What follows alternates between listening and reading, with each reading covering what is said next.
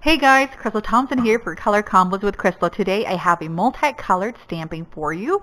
We are going to be using the Starburst and the Circle Sentiment stamps, both from Unity Stamp.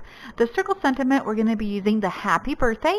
And then we're going to be using the background stamp, Starburst, and it's a beautiful star background full of possibilities. And then for our color combos, we are doing a rainbow. Of course, we're going to be using Black for Sentiment, Grass Skirt, which is a green, Sauna, Mandarin Spice, Party Dress, and Flirty Fuchsia for our color combos.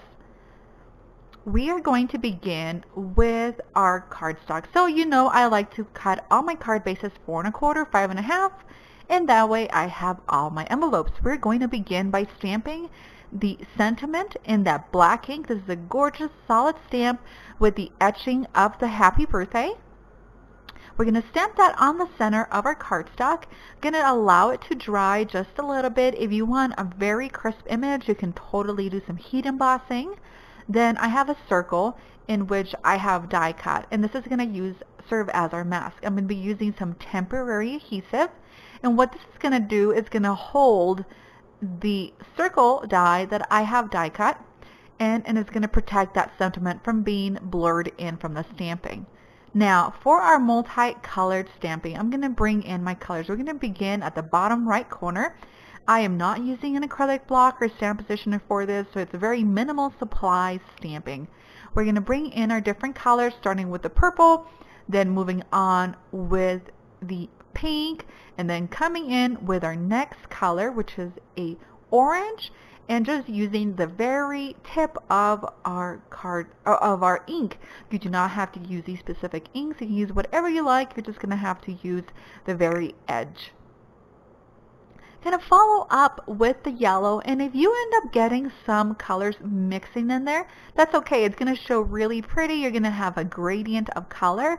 You can do kind of like an ombre and use variations of the same color to really give you a different effect. This is such a happy card, and it actually ended up being used for a little girl's birthday. We're going to turn the stamp set around, and we're going to stamp the card base. And using our hands, we're just going to press down. Again, I am not using acrylic blocks or stamp positioners, as this is a large stamp. Of course, it fits 4 1/4 by 5 1/2.